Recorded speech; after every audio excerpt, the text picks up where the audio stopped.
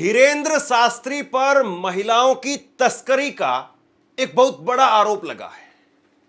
लखनऊ के प्रोफेसर हैं प्रोफेसर रविकांत। उन्होंने एक वीडियो शेयर किया है, 2 मिनट का वीडियो है। उस वीडियो के अंदर एक एम्बुलेंस दिखाई दे रही है। उस वीडियो में 13 महिलाएं दिखाई दे रही हैं और वो महिलाएं धीरेंद्र शास्त्री के धाम की, उनके आश्रम की सेवादारों से कह रही हैं कि इन्होंने जबरन हमारे बाल पकड़ पकड़ करके हमें एम्बुलेंस के अंदर ठूसा, हमें मारा, हमें पीटा, जबकि आश्रम की तरफ से दूसरा ही दावा किया जा रहा है। अब जरा इस बात को समझिए, धीरेंद्र शास्त्री का मतलब क्या है। धीरेंद्र शास्त्री का मतलब यह है कि आज अपने आप में मीडिया के बनाए हुए या जिस तरीके से उन्होंने अपने कार्यक्रमों के जरिए अपने आप को पेश किया, एक बहुत बड़े बाबा, एक ऐसे बाबा जिनको प्रधानमंत्री नरेंद्र मोदी कहते हैं कि ये धीरेंद्र शास्त्री मेरे छोटे भाई। अब कायदे से तो जब देश के प्रधानमंत्री किसी शख्स को अपने छोटे भाई के तौर पर ऐसे सार्वजनिक मंच से बुलाएं, तो फिर बाद में किसी पुलिस की या किसी महकमे की क्या हिम्मत हो सकती है कि उस आदमी पर उंगली उठा दे या उस आदमी को छू भी ले। लेकिन ऐसे में फिर यह आरोप कैसे लग गया, और क्या वाकई इस आरोप में कुछ सच्चाई है या फिर ये महज सिर्फ और सिर्फ मनगढ़ंत बातें हैं।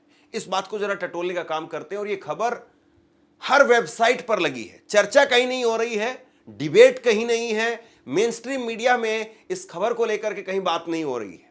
अगर कोई मुस्लिम धर्मगुरु होता, उसके आश्रम की अगर एम्बुलेंस में अगर 13 महिला मिलती, तो हो सकता है कि अभी तक तो कई सारी एंकर उस आश्रम की गुफाओं में घूमती हुई दिखाई देती। यहां से इस गुफा से बैठ करके बाबा उस गुफा में वहां पर प्रकट होते थे, ऐसे यहां से धर्मांतरण होता था, ऐसे यहां से ये होता था, ऐसे वहां से वो होता था, ये पासपोर्ट मिला है, ये कराची गए थे, ये दुबई गए थे, ये पता नहीं कहां कहां तक क्या क्या कहानियां बन चुकी होती। लेकिन धीरेंद्र शास्त्री को लेकर के जो दावा किया गया है, पहले मैं आपको वो बता देता हूं। प्रोफेसर रविकांत है, जाने माने नाम है, मोदी सरकार के खिलाफ मुखर होकर के अपनी बात कहते हैं, तकरीबन हर मुद्दे पर बोलते हैं, अलग अलग चैनलों पर आपने उनको सुना भी होगा। उन्होंने 2 ट्वीट किए और ट्वीट में जो आपको दिखाता हूं, और अभी भी ये ट्वीट इनके ट्विटर हैंडल पर मौजूद है। क्या लिख रहे हैं जरा देखिए। धीरेंद्र शास्त्री को लेकर के उन्होंने एक वीडियो ट्वीट करते हुए लिखा है, और ये वीडियो इन्होंने ट्वीट किया है 31 जुलाई 2025 को। इसको थोड़ा एडिट भी किया गया बाद में उन्हीं की तरफ से, लेकिन ट्वीट डिलीट नहीं किया गया।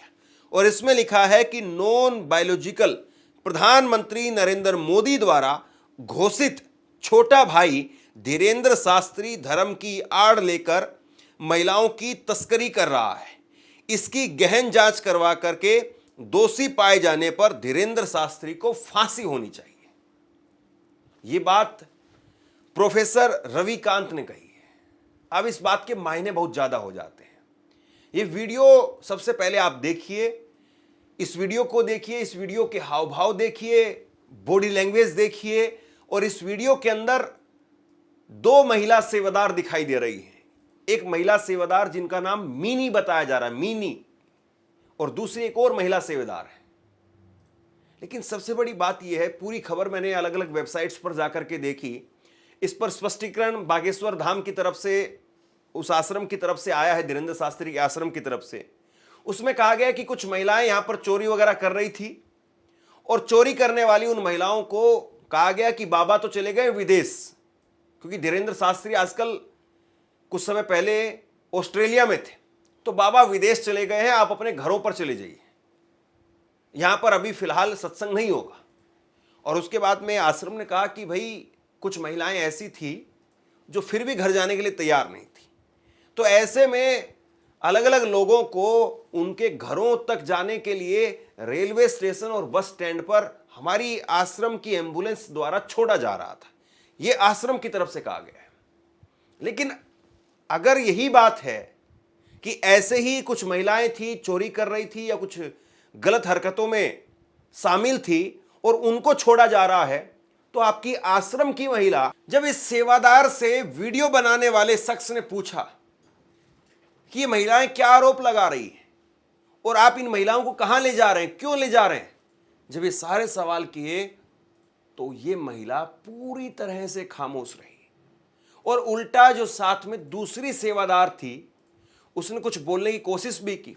शुरुआत में कुछ जानकारी दी भी कि हम तो आश्रम की सेवादार हैं, लेकिन बाद में इस महिला ने दूसरे सेवादार को भी चौड़ी आंखें करके, यानी डराने की स्थिति में आकर के और हाथ ऐसे दिखा करके खामोश करा दिया, खामोश ऐसे करके। तो अब जो है इस महिला की चुप्पी वो अपने आप में बहुत कुछ कहती है, और दूसरी तरफ से आश्रम की तरफ से ये कहना कि भाई हमारे यहां तो ऐसा कुछ है ही नहीं, कुछ चोरी हो रही थी, कुछ लोग जा नहीं रहे थे अपने घर पर, उनको जो भेजा गया था। अब इन दोनों बातों को आप अपने जहन में रखिए और ये 2 मिनट की वीडियो है, गौर से सुनिए। जो महिलाएं आरोप लगा रही हैं उनको भी सुनिए, और जो महिलाएं सेवादार हैं, चुप हैं, बिल्कुल चुप हैं, खामोश हैं, उनको भी सुनिए।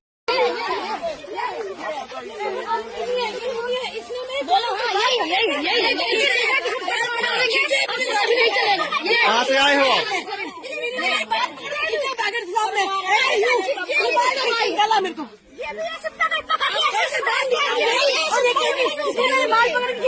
कहाँ से आए हो आप लोग?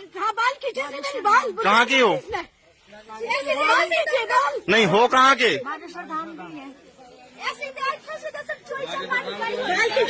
अभी कहाँ जा रहे थे आप? अभी कहाँ जा रहे थे आप? मैम आपसे बात कर रहे हैं, आप अभी कहाँ जा रहे थे आप खड़ा कहाँ हो? बागेश्वर वाले के आप कहाँ लेके जा रहे थे? अभी कहाँ जा रहे थे? मैं आपसे पूछ रहा हूँ। हमारे पेट बाधा तो हम दे रहे थे, हमारे पेट बाधा। कोई जवाब क्यों नहीं दे रहे मैडम आप? मेरा बाल पकड़ पकड़ से निकाला इसने, बाल छूट छूट के। आप इनको पहचानती हैं? मिनी मिनी है, ये मिनी है। आप कहाँ जा रही थी? अरे जबरदस्ती लोग हमको गाड़ी में बैठा के पता नहीं कहाँ ले जा रहे थे। आप गाड़ी में क्यों बैठे थे?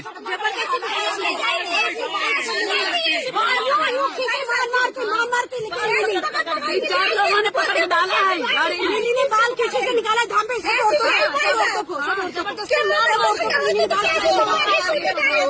क्या मचा रखा है आप लोगों ने? वहाँ पे क्या मचा रखा है आप लोगों ने बागेश्वर धाम में? मिनी सब औरतों को मारती ज्यादा औरतों को मारती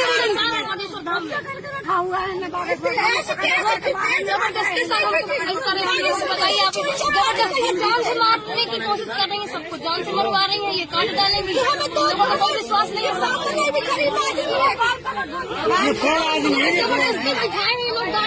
सबसे बड़ा सवाल यही है कि आखिरकार ये सेवादार यहां पर इतनी चुप क्यों थी। ऐसा भी नहीं है कि इस सेवादार को यहां पर बोलना नहीं आता हो या इसको बहुत ज्यादा समझ ना हो। बॉडी लैंग्वेज से अगर आप देखें तो ठीक ठाक महिला लग रही है, ठीक ठाक सेवादार लग रही है, पढ़ी लिखी लग रही है। मतलब ऐसा नहीं है कि अगर उससे कोई कुछ पूछे तो वो जवाब ना दे पाए। दूसरी सेवादार ने भी जवाब दिया कि हम तो आश्रम की सेवादार हैं। अब क्या वाकई इनको वहां छोड़ा जा रहा था या फिर जिस तरीके से आरोप लगाए गए हैं उनमें दम है, ये बड़ा सवाल। लखनऊ विश्वविद्यालय के हिंदी विभाग के एसोसिएट प्रोफेसर रविकांत ने गुरुवार को बड़ा दावा किया। उन्होंने एक्स पर 2 पोस्ट लिखी। पहली पोस्ट में उन्होंने अमेरिका के भारत पर टैरिफ लगाने के ऐलान को लेकर के सरकार को घेरा। वहीं दूसरी पोस्ट में आरोप लगाया कि धीरेन्द्र शास्त्री महिलाओं की तस्करी करते हैं। दैनिक भास्कर से बातचीत में रविकांत ने कहा कि मैंने जो बातें पोस्ट में लिखी हैं उस पर कायम हूं। वीडियो में सब कुछ है और वीडियो की सत्यता की जांच के बाद ही मैंने फांसी की मांग की है। दरअसल 28 जुलाई की रात मध्य प्रदेश में छतरपुर जिले के लव कुश नगर थाना क्षेत्र में एक एम्बुलेंस पकड़ी गई। आरोप है कि 13 महिलाओं को जबरन ले जाने की कोशिश की गई। पुलिस ने एम्बुलेंस को पठा चौकी क्षेत्र में रोका और महिलाओं को थाने लाया गया। महिलाओं ने धाम के सेवादारों पर गंभीर आरोप लगाए। महिलाओं का कहना था कि उन्हें धमकी दी गई और जबरन एम्बुलेंस में बिठाकर महोबा रेलवे स्टेशन ले जाया जा रहा था। यह घटना 28 जुलाई रात 9 बजे की बताई जा रही है। छतरपुर के लवकुश नगर थाना क्षेत्र में डायल 100 की टीम को एक एम्बुलेंस में 13 महिलाओं को ले जाने की सूचना मिली। पुलिस ने पठा चौकी में एम्बुलेंस को रोका और महिलाओं को थाने लाया गया। इस मामले का एक वीडियो भी सामने आया है। वीडियो में एक व्यक्ति एम्बुलेंस ड्राइवर से पूछताछ कर रहा है, जिसमें ड्राइवर कह रहा है कि पन्ना के सेवादार कल्लू दादा ने महिलाओं को महोबा रेलवे स्टेशन छोड़ने को कहा था, वहीं महिलाओं ने आरोप लगाया है कि बागेश्वर धाम की सेवादार मीनी ने उनके बाल पकड़कर जबरन एम्बुलेंस में बैठाया, उनको जान से मारने की धमकी दी। उनको नहीं पता कि ये लोग कहां जा रहे थे। महिलाओं ने बताया कि वो बागेश्वर धाम और पेशी के लिए आई हुई थी। इन महिलाओं पर बागेश्वर धाम में चोरी का भी आरोप लगाया गया है। टीआई अजय अंबे ने बताया कि पूछताछ में सामने आया है कि ये महिलाएं पिछले 6 महीने से बागेश्वर धाम में रुकी हुई थी। इन पर धाम में चोरी, चेन स्नेचिंग और अन्य अप्रिय घटनाओं को अंजाम देने का आरोप था। पूछताछ के बाद सभी महिलाओं को छोड़ दिया गया। पेशी के नाम पर धाम में रुकी हुई महिलाएं बागेश्वर धाम के सेवादार और रिटायर्ड शिक्षक कुंज बिहारी ने बताया कि ये महिलाएं पेशी के नाम पर धाम में रुकी हुई थी। धाम में लगातार चोरियां हो रही थी। करीब 70-80 ऐसे लोगों को निगरानी में रखा गया था। 2 दिन पहले एक मीटिंग में इन लोगों को समझाया गया कि गुरुजी विदेश में हैं और वे अपने घर चले जाएं। सेवादार ने कहा कि इन्हें रेलवे स्टेशन भेजा जा रहा था। कुंज बिहारी ने बताया कि जब 2 दिन बाद भी ये लोग नहीं गए तो उन्हें गाड़ियों से रेलवे स्टेशन भेजा जा रहा था। पकड़ी गई एम्बुलेंस में 11 लोग सवार थे, जिन्हें महोबा रेलवे स्टेशन छोड़ा जा रहा था। पुलिस मामले की जांच कर रही है। ये एम्बुलेंस बागेश्वर धाम समिति की ही बताई जा रही है। लवकुश नगर एसडीओ नवीन दुबे ने बताया कि रात में 100 डायल पुलिस के पास में इवेंट आया था। बागेश्वर धाम सेवादार महिलाओं और पुरुषों को छोड़ने के लिए रेलवे स्टेशन पर जा रहे थे। एम्बुलेंस बागेश्वर धाम समिति की है और उसी से लोगों को ले जाया जा रहा था। अब यहां पर इस पूरी खबर में भास्कर ने बातचीत की है प्रोफेसर से, और प्रोफेसर ने कहा कि मैंने जो था वो वीडियो में कह दिया है, वीडियो साफ तौर पर बता रही है और मैं अपनी बात पर अभी भी कायम हूं। यानी वो अपनी बात से ना तो पलट रहे हैं, और अभी जब ये वीडियो मैं रिकॉर्ड कर रहा हूं तो उन्होंने अपना कोई पोस्ट डिलीट भी नहीं किया, कोई माफी भी नहीं मांगी है। हालांकि बागेश्वर बाबा यानी धीरेन्द्र शास्त्री जैसे शख्स पर आरोप लगाना वो भी कोई आसान काम नहीं है। सब जानते हैं कि बागेश्वर धाम और ये धीरेन्द्र शास्त्री बाबा ये आप पर मानहानि का केस भी ठोक सकते हैं, ये आपको और दूसरे मुकदमों में भी डलवा सकते हैं। तो ये पावरफुल आदमी है, इसमें कोई शक नहीं। लेकिन अगर ऐसा हो रहा है और फिर अगर पुलिस कह रही कि नहीं भाई हमें तो जो है वो डायल 100 से कॉल मिली थी, तो डायल 100 से कॉल की किसने थी ये स्पष्ट नहीं हो पाया। अलग अलग खबरों को मैंने देखा तो ये कॉल किसने की थी। अब पुलिस को फोन कौन करता है? क्या ये महिलाओं ने कॉल किया? तो महिलाओं ने कॉल किया तो फिर क्या ये माना जाए कि ये महिलाएं जो कह रही हैं कि हमारे बाल पकड़े गए, हमें मारपीट की गई, फिर ये क्यों किया गया आपने? अगर ये महिलाएं जबरन आश्रम के अंदर थी, चोरी कर रही थी या कुछ गलत काम कर रही थी, तो आप पुलिस को कहते। और वहां पर एक चौकी बनी हुई है, पुलिस की एक चौकी बनी हुई है। अब पुलिस को कहते, महिला पुलिस जो है वो आती और वो महिला पुलिस कहती कि या तो हम आप पर एफआईआर कर देंगे या फिर आप अपने घर चले जाइए, और तुरंत जो ये महिलाएं उठ करके खुद चली जाती। लेकिन रात को 9 बजे आप एम्बुलेंस में भर करके शब्द मैं इसलिए इस्तेमाल कर रहा हूं क्योंकि एम्बुलेंस मरीजों को ले जाने के लिए होती है। चलिए ठीक है, आपने एम्बुलेंस का इस्तेमाल कर लिया, लेकिन एक ही एम्बुलेंस में 11-12 आदमी या 13 आदमी या 13 औरतें कैसे आ गई, ये भी तो बड़ा सवाल है। मतलब क्यों आप इतने लोगों को ठूस करके ले जा रहे थे? दिन में छोड़ करके आते, रात में क्यों? और अगर मान लीजिए कि रात की कोई ट्रेन थी तो आपको कम से कम इस बात का एहतियात तो रखना चाहिए कि आप जब लेकर के जा रहे हैं तो कुछ और भी कहानी हो सकती है। और फिर सवाल ये कि ये महिलाएं आपकी सेवादारों पर मारने पीटने का आरोप क्यों लगा रही है? पुलिस वहां पर कहां थी उस वक्त में? तो बहुत सारी बातें, बहुत सारे सवाल हैं, लेकिन आश्रम पूरी तरह से इसको नकार रहा है। छतरपुर में बागेश्वर धाम से 54 लोगों को मंगलवार को उनके घर वापस भेज दिया गया। इन लोगों पर संदिग्ध गतिविधियों में शामिल होने और अपनी पहचान छुपा करके रहने के आरोप थे। इस मामले में स्पष्टीकरण देते हुए बागेश्वर धाम ने बुधवार को एक प्रेस नोट जारी किया। इसमें कहा गया कि कई असामाजिक तत्व यहां आकर अवैध गतिविधियां संचालित कर रहे थे। ऐसे लोगों की संदेहात्मक गतिविधियों के कारण उन्हें हिदायत दी गई थी कि वो अपने घर चले जाएं। बागेश्वर जन सेवा समिति के सदस्य आकाश अग्रवाल ने बताया कि बागेश्वर धाम में पिछले कई दिनों से ऐसे लोगों की गतिविधियां धाम की व्यवस्था खराब कर रही थी। उन्होंने बताया कि ऐसे लोगों के खिलाफ कई बार मौखिक शिकायतें मिली थी। इस पर बागेश्वर धाम चौकी और बागेश्वर जन सेवा समिति ने होटल संचालकों, होम स्टे संचालकों से जानकारी एकत्रित की। जांच में सामने आया कि फूल माला विक्रय सहित अन्य सामग्री बेचने वाली कुछ महिलाएं अपने परिवार और पहचान छुपा करके धाम में काफी समय से रह रही थी।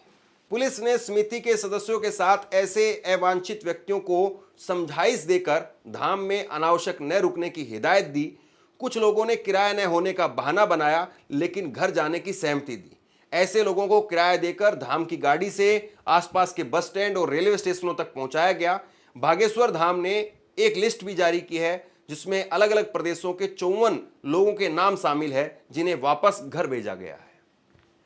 अब सवाल यही है कि जो बात बागेश्वर धाम की तरफ से बताई जा रही है, क्या वही सच है या जो आरोप लगा है वो सच है?